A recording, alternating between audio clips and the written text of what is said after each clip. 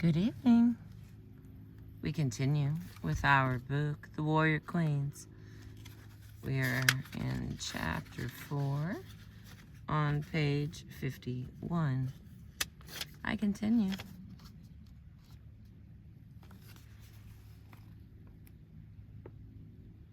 But no trace of Prostigius's palace, and by extension that of Boudica herself, has yet been found.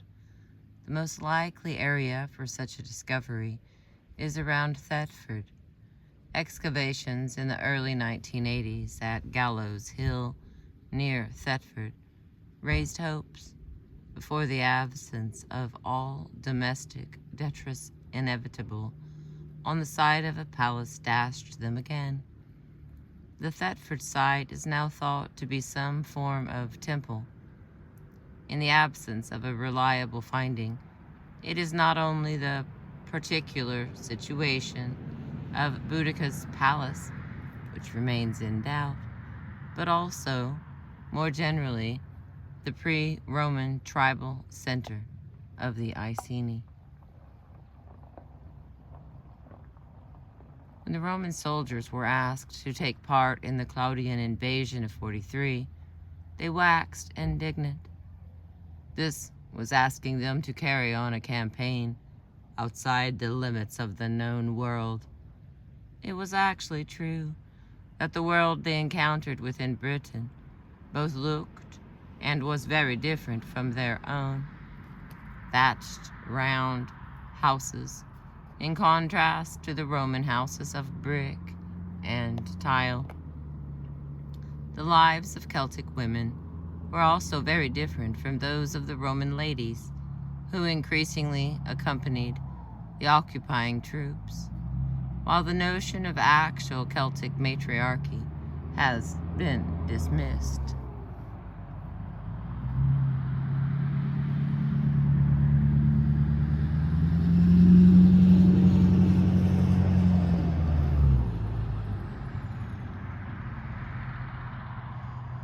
While the notion of actual Celtic matriarchy has been dismissed, the women of the ICENI who looked into these exquisitely decorated bronze mirrors led the freer kind of tribal life in which the constraints imposed upon women by Roman law were quite unknown.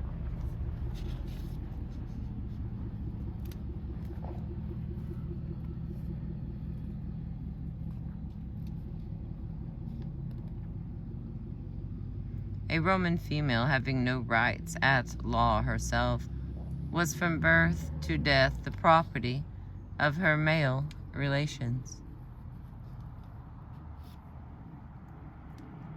Roman society has been described as essentially a man's world. This was certainly not true of Celtic society. Not only law, but religion and religious attitudes to the sexes were important areas of distinction. Women were excluded from the Mithraic religion, which was spreading via the Roman armies across the empire. No such exclusion was ever contemplated where the Celts were concerned, a society still haunted by the powerful goddesses discussed in chapter 2. There is every reason to believe that the priestly caste of the Celts, the Druids, included women as well as men. Boudica's ability to summon up the character of priestesses or even goddess on the eve of battle was to be an important factor where her war leadership was concerned, a capacity quite outside the experience of a Roman woman, however grand her status. Caesar described the entire Celtic people as being exceedingly given to religious superstition. That again was written from the Roman point of view. Another way of putting it would be to stress the profoundly religious nature of Celtic society, with every grove and stream and well inhabited by its own deity, and the other world ever present in the Celtic mind. It seems that it's a little noisy here today.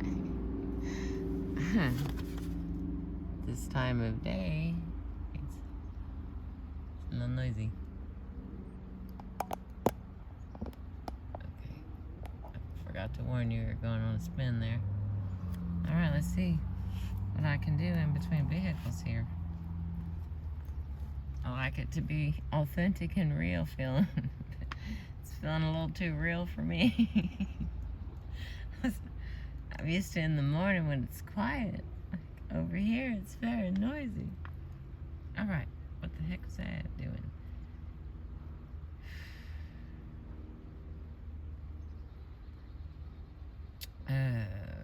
Boudica's ability to summon up the character of priestess or even goddess on the eve of battle was to be an important factor where her war leadership was concerned. A capacity quite outside the experience of a Roman woman, however grand her status. Caesar describes the entire Celtic people as being exceedingly given to religious superstition. That again was written from the Roman point of view.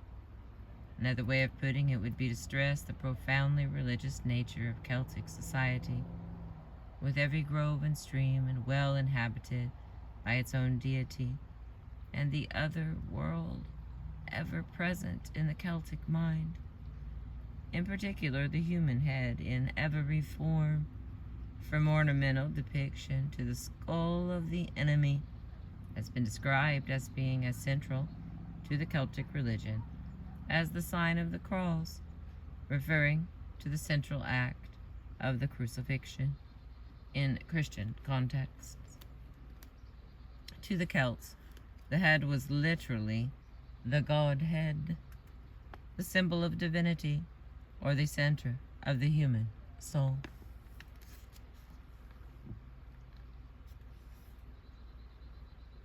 The heads of their enemies decapitated took on a symbolic importance.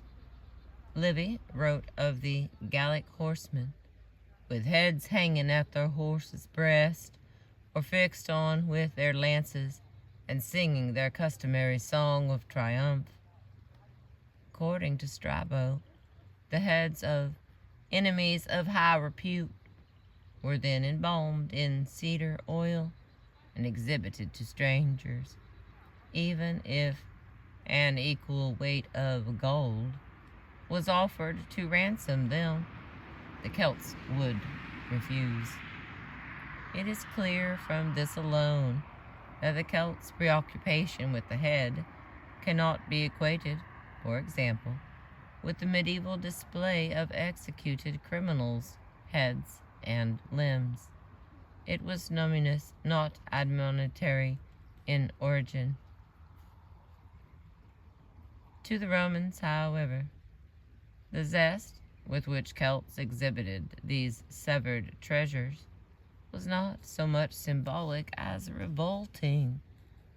It aroused the kind of disgust in the human breast which so-called superior civilizations have always reserved for the religious practices of those they designate by right of conquest to be inferior. Nevertheless, for all the Roman repulsion, this deified groves, chanting priestesses as well as priests, and decapitated heads, was the religion which animated Boudica, as the Romans would discover to their cost, when the conquerors were abruptly transformed into the conquered. With the ICENI successfully subdued, as it seemed, the Roman action after 49 moved away from East Anglia back to the north and west. Here, Caradicus still posed a threat. His many undefeated battles and even many victories, wrote Tacitus, had made him preeminent among British chieftains. His were the classical resources of the guerrilla leader, since his deficiency in strength was compensated by superior cunning and topographical knowledge. The more northerly Brigantes were, however, soon defeated, as the Iceni had been, and after the deaths of a few peace breakers, the rest were pardoned. Not only did this obviate the danger of a combination between the Brigantes and the exceptionally stubborn Silures of modern Wales, it also presented Rome with a large and friendly client kingdom across a wide spread of northern territories. Ironically enough, in view of subsequent events among the Iceni, this client kingdom was ruled not by a client king, but by a queen. Cartumandua. The name Cartumandua, appropriately enough, in this horse-haunted world, means sleek pony, the kind of pony used to draw a chariot. This particular sleek pony may well have been among those unnamed tribal monarchs who submitted to Claudius in 45, since she was clearly an established client leader by the date of Caradocus's defeat.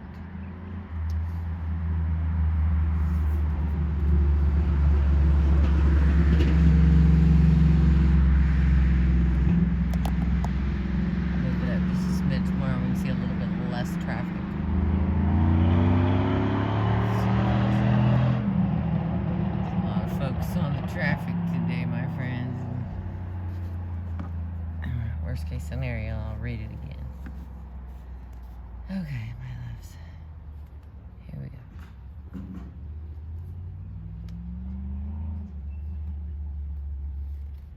Okay, where the heck was I?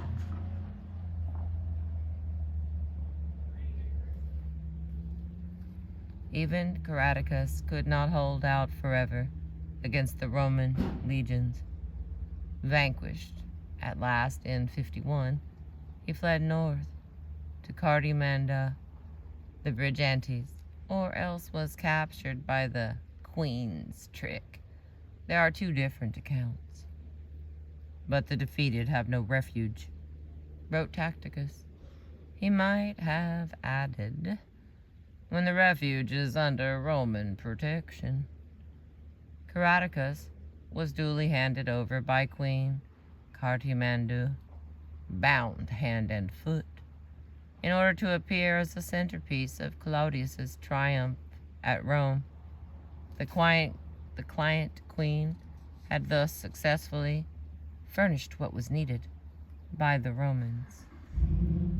Brigantian peace at a price did not last long. Cartumandua's consort, Venetius, also of royal blood, headed a revolt against her. At first, Cartumandua was able to survive by another of her cunning tricks, for she astutely trapped Venetians' relatives. But then Venetius organized outside support. Tacitus is frank about the reason for this support. Cartumandua's enemies, infuriated and goaded by fears of feminine rule, invaded her kingdom with a force of picked warriors.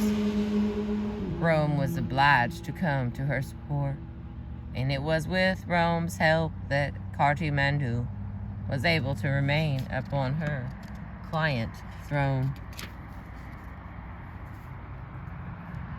There is a parallel to be drawn here between Cartumandua and Queen Dynamis of Bosphorus. But Cartimandu's capacity for survival in troubled times allied, not coincidentally, to the capacity for intrigue entitles her to be considered as the first-century Queen Elizabeth.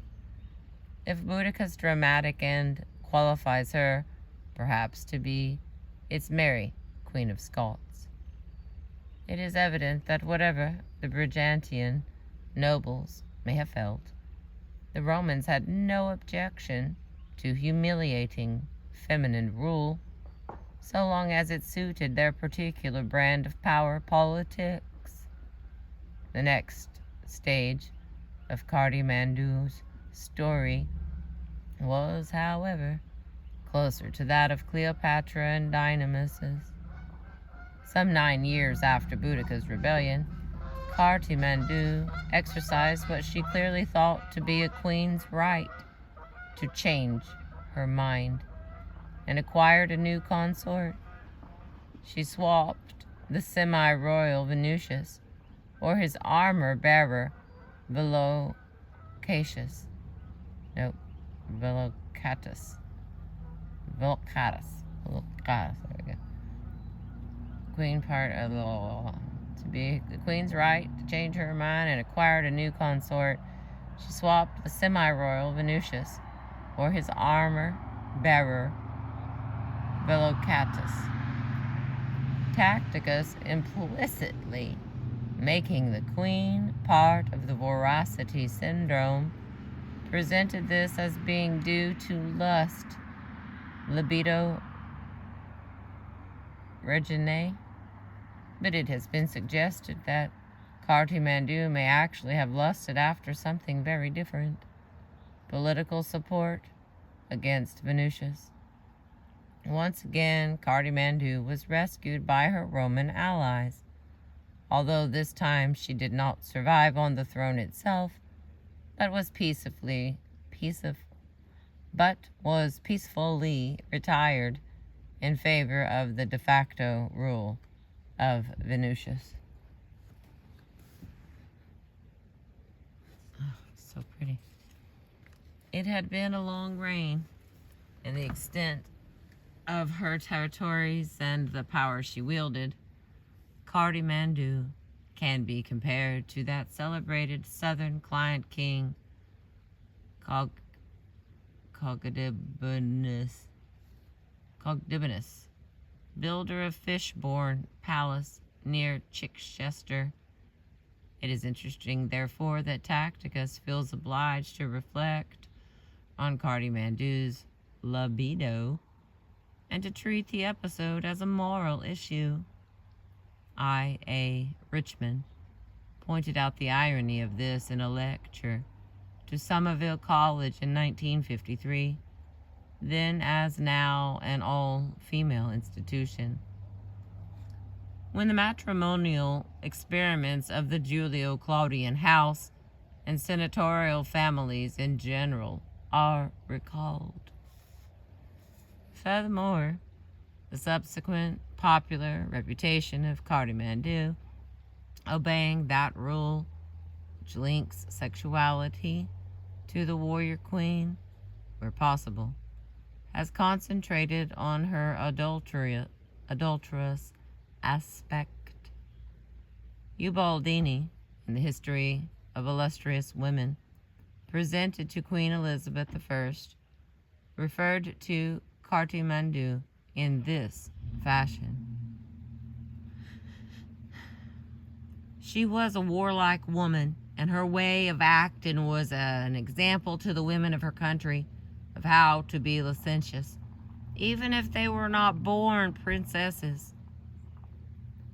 Milton, writing 100 years later in the history of Britain, when there was no queen regent on the throne, was coarser.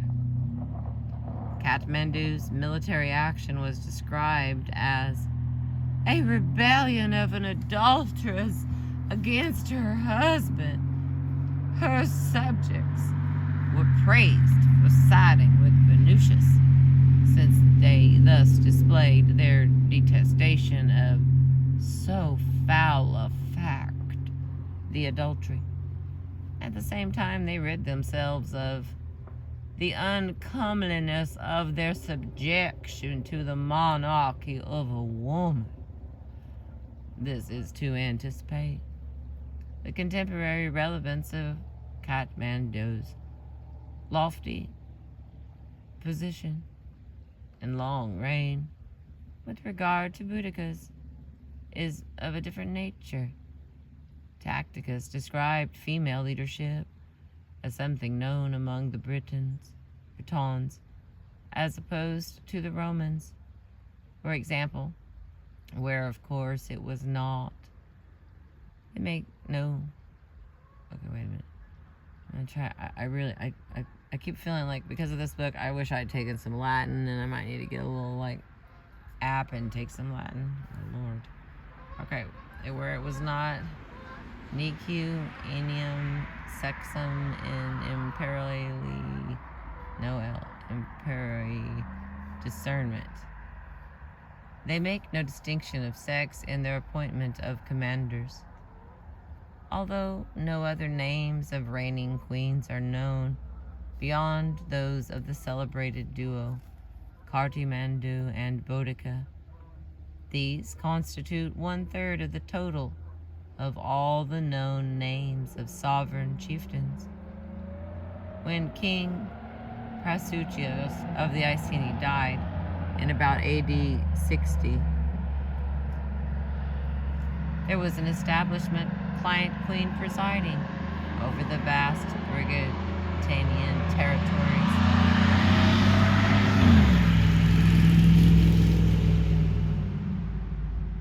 The client-queen, already supported once by the Romans in difficult circumstances, on grounds of gender alone, Prasutagus had no reason to suppose that his wife, Boudica, would be unacceptable to the Romans as regent of the kingdom after his death. With the death of King Prasutagus, the pace of Boudica's story quickens. At the same time, the areas where speculation must substitute for certainty by no means diminish. Sir Ronald Syme once wisely observed that conjecture cannot be avoided. Otherwise, history is not writing, for it does not become intelligible. This is undoubtedly a comforting maxim for the student of Boudica. Speculation, as opposed to certainty, gets off to a spanking start in views of the fact that there are only 3 written sources for the Boudican rebellion which have any claim to be regarded as primary, and one of those survives in an edited form made 900 years later. 2 of these sources come from the pen of Tacitus, who touched upon the Boudican rebellion both in his Agricola, the life of his father-in-law published in about AD 98, and in his Annals written 15 to 20 years later. The third comes from the Dio Cassius, who was born in Nicaea, where his father was a senator, in about 163. A monk called Zicphilius of Trapezus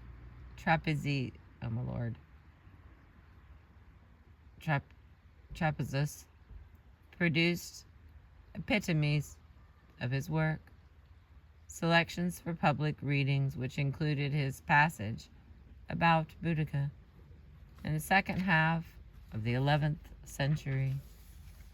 None of these 3 accounts is very long, and at first sight each of the 3 claims to be regarded as a primary source may seem rather tenuous in view of the fact that Dio was born 100 years after the revolt, and even Tacitus a mere 5 years before it. Fortunately, Tacitus, quite apart from his diligent researches in the imperial archives, was able to benefit from the first-hand testimony of his father-in-law. For Agricola, as a young man, was present in Britain, a member of the governor's staff, at the time of these stirring events. Whatever old men forget, they do not forget the campaigns of their youth. There were other survivors he might have interviewed. The widow of Ostorius Scapula lived on for many years. Tacticus, being consul in the same year as his grandson, he had also increased his store of knowledge between writing the Agricola and the Annals.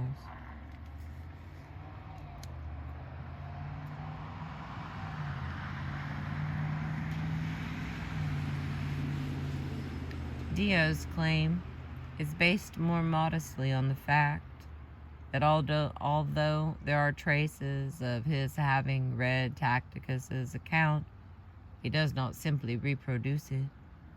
On the contrary, so far as can be judged from Zilphonius's selection, Dio had access to other independent material, which has since vanished. It is known that he spent 10 years taking notes on the work of other historians.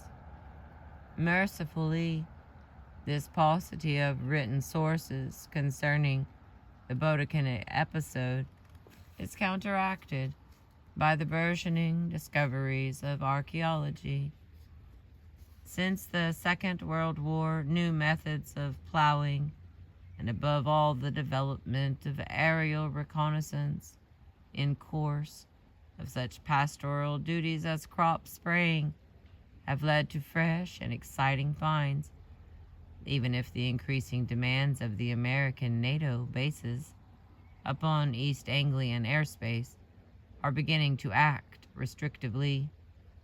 Nevertheless, the fact that the actual date of the rebellion remains the subject of controversy, with dedicated proponents of both AD 60 and 61, does illustrate the undeniable problems caused by this dearth of evidence. The argument arises over Tacticus's own placing of the rebellion in 61, a date which does not fit with other information he supplies concerning the governors in Britain and the consulates in Rome. His narrative, however, makes sense. If the rebellion is put back to 60, the other events, such as the change of governors, then follows naturally. As against that, Tacticus's care as a historian casts doubt on such a mistake in dating. It is not, however, a controversy which is of vital interest to the present study of Boudicca, since the preponderance of historians still appear to favor 60, despite some strong contenders in the 61 party. This is the date which, without prejudice, will here be adopted.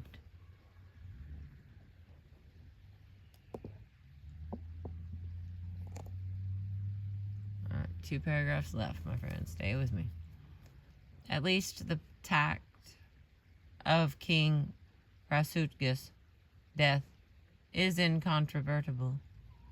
What else is certain? He died in 60, or maybe 59, having been longa opulentia clarus, long renowned for his wealth. He died as a client king of the Roman Empire, a position which, at least from the point of view of the Romans, made his dominions an integral part of that empire, membra partisque. He died, we must assume, without male heirs, since the will he made did not mention them, and did not mention 2 daughters. He did not leave the kingdom to his wife Boudica, but he did entrust her with the regency on behalf of these girls. The clause in Prasutagus' will, which was, however, to stir up the most trouble at the time, and prove the undoing of his family thereafter, was not to do with the regency. It was to do with that wealth for which he had long been renowned. Prasutagus left his lands and personal possessions partly to the emperor and partly to his wife in trust for his daughters, although the exact proportions of the inheritance due to each are not known. He must have hoped that by doing so he had provided for a peaceful handover. It was an idle hope.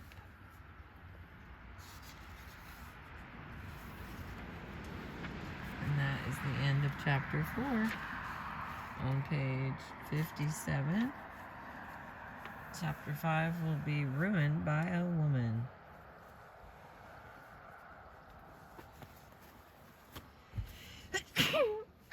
Excuse me. Sorry about that. Excuse me. I appreciate you. Thank you for letting me finish chapter 4 with us. Looks like chapter 5 is long enough to make a brand new video out of. Let's see. That's where it starts again. So chapter 5 will be 20 pages. So maybe I can fit it all in one video. Thank you for being with me. You know I appreciate you letting me read my books to you, and then, you know, working with me as I butcher the names in the Warrior Queens book.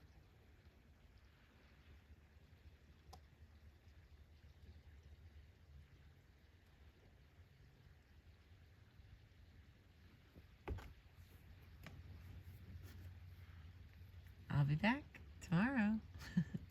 Thank you.